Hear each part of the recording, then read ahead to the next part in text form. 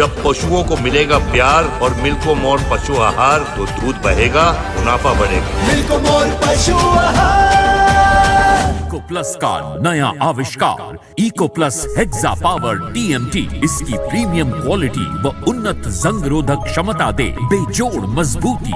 Eco plus cement और steel, इस पर है देश को भरोसा। नमस्कार, आप देख रहे हैं लोकमंच न्यूज और मैं हूं आपके साथ सत्यम गौर। लखनऊ से बड़ी खबर सामने निकल कर आ रही है। राज्यसभा में आज से 3 दिवसीय फूलों की प्रदर्शनी शुरू हो रही है। बड़ी जानकारी आप तक पहुंचा रहे हैं और इसके साथ आपको बताते चले कि राज्यपाल आनंदीबेन पटेल प्रदर्शनी का उद्घाटन करेंगी। बड़ी जानकारी आप तक पहुंचा रहे हैं। प्रदर्शनी देखने वाले लोगों की गेट नंबर 1 से एंट्री होगी और प्रवेश के लिए फोटो युक्त पहचान पत्र लेकर आना अनिवार्य है। कोरोना नियमों का पालन करना भी अनिवार्य है। तो अगर आप फूलों की प्रदर्शनी देखना चाहते हैं तो आपको इन चीजों का पालन करना पड़ेगा। राजभवन में आप पहुंचेंगे, यहां पर 3 दिवसीय फूलों की प्रदर्शनी लगाई गई है। राज्यपाल आनंदीबेन पटेल प्रदर्शनी का उद्घाटन करेंगी। प्रदर्शनी देखने वाले लोगों को गेट नंबर 1 से एंट्री दी जाएगी। प्रवेश के लिए आप अगर जा रहे हैं वहां पर फोटो युक्त पहचान पत्र लेकर पहुंचें और इसके साथ ही कोरोना नियमों का पालन भी करना अनिवार्य है।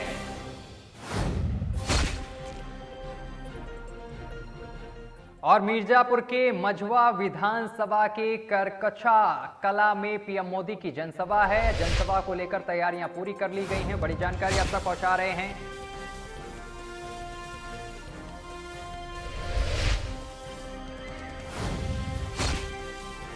और कई दिग्गज भी वहां पर पहुंच रहे हैं जनसभा स्थल पर। तो कई दिग्गज पहुंच रहे हैं, जनसभा है। अगली खबर का रुख करेंगे। बांदा से बड़ी खबर सामने निकल कर आ रही है। यूक्रेन में फंसा छात्र लौटा है अपने घर। बड़ी जानकारी आपको पहुंचा रहे हैं। बांदा से खबर आपको बता रहे हैं। यूक्रेन में फंसा हुआ छात्र अपने घर वापस लौटा है। यूक्रेन में छात्र अपने घर वापस लौटा है। फूल माला पहनाकर छात्र का स्वागत किया गया है। माता पिता ने केंद्र सरकार का धन्यवाद अदा किया है। 2019 में यूक्रेन गया था एमबीबीएस करने के लिए छात्र, और जिसके बाद अब वो अपने घर वापस लौटा है। मरका थाना क्षेत्र के अंतर्गत समगरा गांव का ये छात्र है जो कि अपने घर वापस लौटा है। यूक्रेन में ये छात्र फंसा हुआ था कई दिनों से और अब ये भारतीय सेना की मदद से अपने घर वापस लौटा है, जिसके बाद सरकार का धन्यवाद माता पिता ने अदा किया है।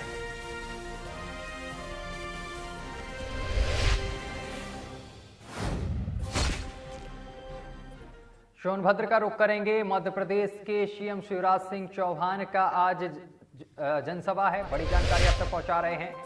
शिवराज सिंह चौहान की सोनभद्र में जनसभा है और वो जनसभा को संबोधित करेंगे। रावतगंज विधानसभा के कोन ब्लॉक के कचनवा में सांसद मनोज तिवारी 3 बजे जनसभा करेंगे और भोजपुरी सुपरस्टार व गोरखपुर सांसद रवि किशन की दुग्धी विधानसभा में दोपहर 12:45 पर जनसभा है। ओबरा विधानसभा के रेणुकूट में बीजपुर मोड़ से पीपरी तक दोपहर 2:30 बजे रोड शो भी करेंगे। बड़ी जानकारी आप तक पहुंचा रहे हैं। आपको बताते चले कि सोनभद्र में कई बड़े दिग्गज पहुंच रहे हैं।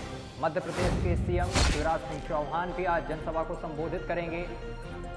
रावतगंज में जनसभा है और रावतगंज विधानसभा के कोन ब्लॉक के कचनरवा में जनसभा को संबोधित करेंगे मनोज तिवारी 3 बजे।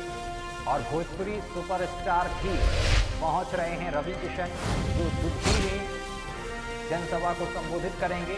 इसके साथ ओबारा विधानसभा के रेणुकूट में बीजपुर मोड़ से पिपरी तक दोपहर 2:30 बजे रोड शो भी करेंगे।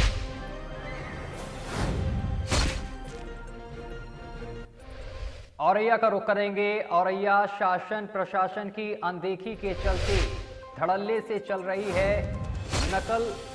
बड़ी जानकारी आप तक पहुंचा रहे हैं। शासन प्रशासन के चलते धड़ल्ले से नकल चल रही है। स्नातक परीक्षाओं की शुरुआत होते ही शुरू हुआ है नकल का खेल। हर बार की भांति इस बार भी धड़ल्ले से शास्त्र कर रहे हैं नकल, लेकिन इन पर किसी भी तरीके की कोई प्रतिबंध यहां पर नहीं लगाता हुआ दिख रहा है। नकल करवाने के मामले में हर बार चर्चा में रहता है गुलाब सिंह महाविद्यालय।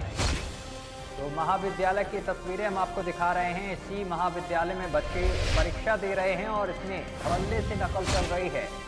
बच्चे नकल कर रहे हैं, महाविद्यालय पर किसी भी तरीके की कार्रवाई नहीं होती है।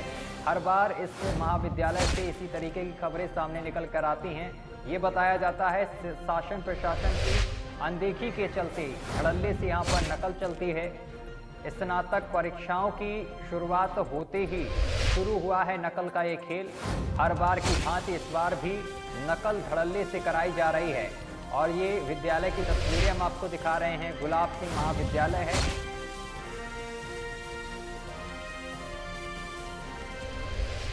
मुरादाबाद जनपद के भोजपुर थाना क्षेत्र के गांधी हमीरपुर गांव में 2 निवासी युवकों का यहां पर यूक्रेन से वापस लौटे हैं। बड़ी जानकारी आप तक पहुंचा रहे हैं। हमीरपुर गांव के 2 युवक जो कि यूक्रेन से देश वापस लौटे हैं। यूक्रेन ये लोग पढ़ाई करने गए थे, जिसके चलते यूक्रेन और रशिया देश में जंग छिड़ गई थी और ये लोग वहीं पर फंस गए थे। अब ये वापस अपने घर लौटे हैं, जिसके बाद मोदी सरकार का धन्यवाद भी इन लोगों ने अदा किया है। इसके साथ ही इनके माता पिता ने भी सरकार का धन्यवाद अदा किया है। ये वही दोनों युवक हैं जो यूक्रेन में फंसे हुए थे।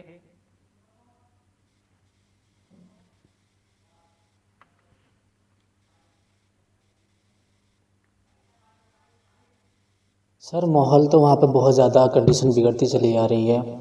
जैसे कि 22 को पहला बार रशिया ने यूक्रेन पे किया था, उसी दिन से उसकी कंडीशन ख़राब होती चली गई। वहाँ के लोग अपना यूक्रेन छोड़ कर मतलब पोलैंड, हंगरी, रोमानिया इन बॉर्डर क्रॉस कर करके दूसरे देशों को जा रहे हैं और स्टूडेंट के दिलों में भी एक दहशत का मंजर था, जिसे लेकर इंडियन स्टूडेंट भी बॉर्डर की तरफ चलने लगे थे। जी, मैं यूक्रेन में MBBS की स्टडी के लिए गया था। मैं यूक्रेन में उज़्ग्रोद शहर में पढ़ता था।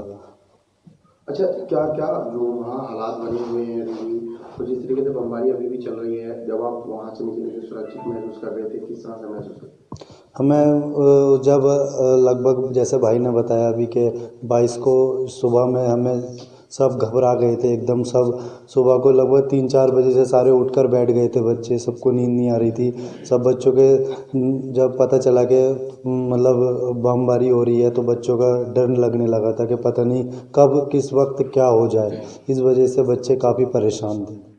और इसी के साथ बुलेटिन में अभी के लिए बस इतना ही। देश दुनिया की तमाम खबरें देखने के लिए देखते रहिए लोकमंच न्यूज।